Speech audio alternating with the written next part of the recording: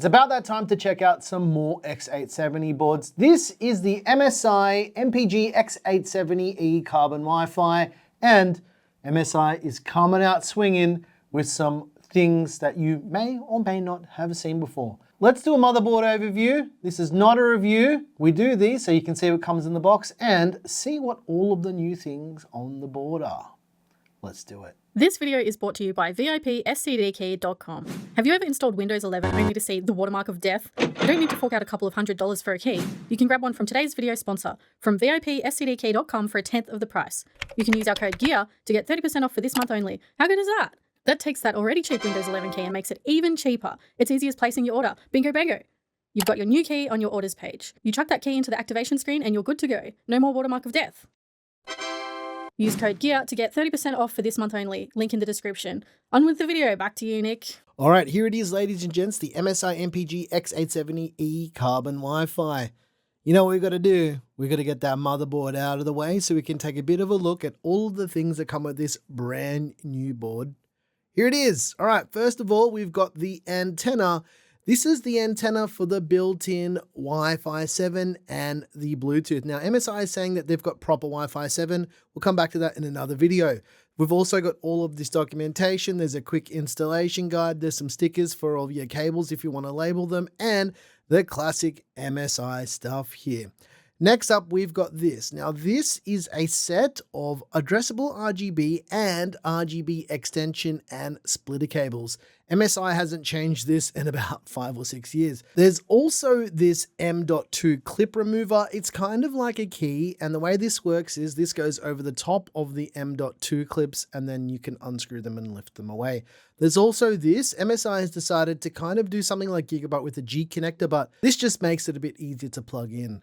There's also some SATA or SATA cables for your 2.5-inch SSDs or those good old spinning rust drives. There's a spare M.2 clip just in case you lose one, or if you wanted to change the clip in the top slot, which is also a possibility here. And there is a USB stick. This has all the drivers and everything you need to get your system up and running. MSI removed discs long ago. They were the first to do it. Now you get a USB stick. And lastly, this is a new cable. This is the EZConnector cable, and I'll explain how this works a little bit later, but essentially you've got RGB and PWM signals on a single fan cable. All right, let's unsheath the X870E carbon Wi-Fi and take a bit of a look at what makes this board tick and all of the features. All right, along the bottom edge of the board, we've got a front panel audio header. We've got a 3-pin 5-volt addressable RGB header. There's a bunch of PWM fan headers down there as well. You'll notice that a lot of these boards will have an additional PCIe power connector on the bottom to send more juice to M.2 slots and the PCI slots. There's also another PWM fan header, 2 USB 2.0 headers. There's another 3-pin 5-volt addressable RGB header. There's a reset button, a power button, a switch that allows you to turn off the lighting, and the front panel header for all your lights and all your switches. Now, if we take a look at the right-hand edge of the board, there's 2 right-angled USB Type-A front panel headers, 4 SATA ports for your 2.5-inch SSDs or your spinning rust drives. There's also a USB Type-C header with 27-watt PD charging. There's the new EZConnector, which is just below the 24-pin power connector, which I'll come back to in a moment because this is pretty interesting, and I did mention this already. There's a 24-pin power connector to send juice to your brand new board. There is a postcode debug LED screen, and there's the array on the board as well, just in case something else happens. Another 3-pin 5-volt addressable RGB header, and a PWM fan header. Now, along the top edge of the board, we've got 3 more PWM fan headers. These are typically used for liquid cooler pumps and for your fans if you're air cooling with the CPU cooler rather. And on the top left, there's 2 EPS power connectors to send juice to your brand new CPU. As for PCIe slot configuration, this has 3 full by 16 size slots. However, the top slot is a PCIe by 16 Gen 5 slot. The one in the middle is a PCIe Gen 5 by 4 slot, and the bottom is a PCIe Gen 4 by 4 slot. Like I said, they're all by 16 size. If we take a look at this new latching mechanism, this is different. MSI has finally given us slot release mechanisms. This one has a little icon that will tell you if it's locked or unlocked. It's got a satisfying click, and basically you unlock it and lock it in place. It doesn't just open like the other ones we've seen from other vendors.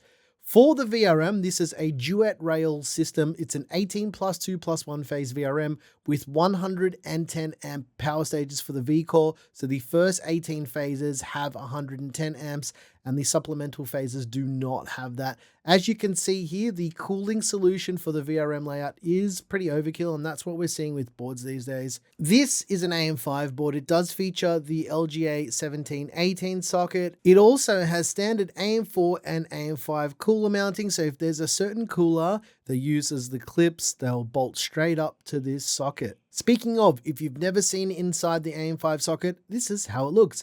It is an LGA socket, as mentioned, LGA1718, and this is compatible with Ryzen 7000, 8000, and 9000 processors. But let's flip the board over just so you can get an idea of what's going on here. This may or may not be interesting to you. There's a bunch of keep out zones, and MSI typically does this and they label it to show you where not to put screws in your case. And other than that, there's really not anything else interesting going on back here. There's just not.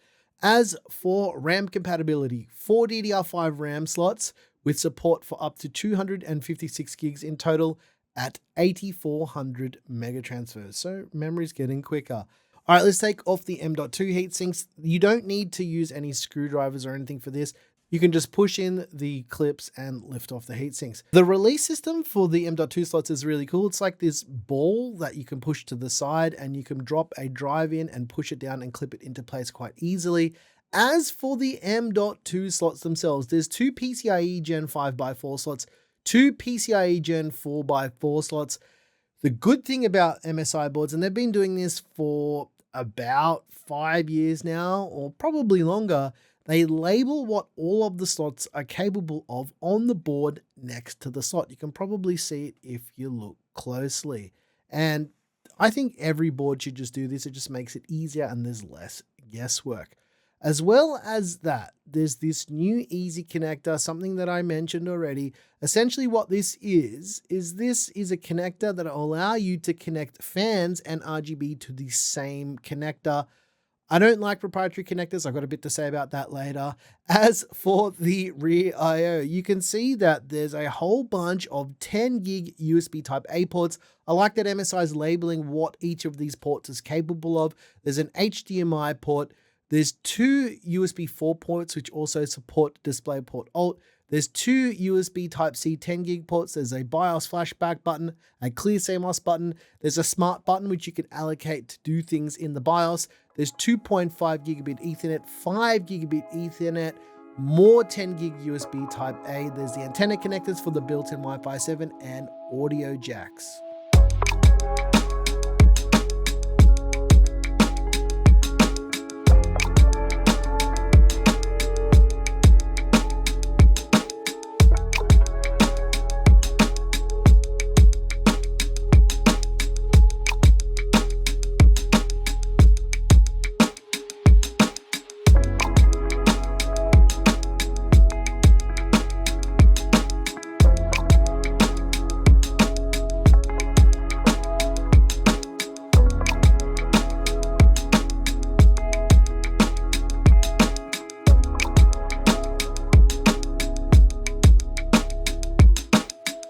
All right, ladies and gents, I hope you enjoyed this first look and this little bit of an overview of this new board from MSI. Now, here's what's going on with MSI boards, and I think it's quite interesting. From the bottom up, all of the boards have Wi-Fi 7, and also all of their boards now will have 5 gigabit Ethernet. Why is this important? Well, as multi-gig networking gets cheaper, which we're already seeing with new stuff from Ubiquiti, it's just going to make more sense for the base networking speeds to go up. And also, files are getting bigger. All the rest of the networking gear across your whole networking stack is getting cheaper and more accessible. So to me, at least, that's a really big win. I really, really like these kind of things when we see uplifts in networking, especially for Ethernet and fixed networking, not Wi-Fi. Wi-Fi is fine, like Wi-Fi 7 is okay, but a lot of people don't have the backhaul in their home to get the full speed of full Wi-Fi 7 anyway. But you know, it is nice that it's there because in 5 years, you probably will. And this will probably be sitting in a computer in your house somewhere in 5 years anyway, let's be honest.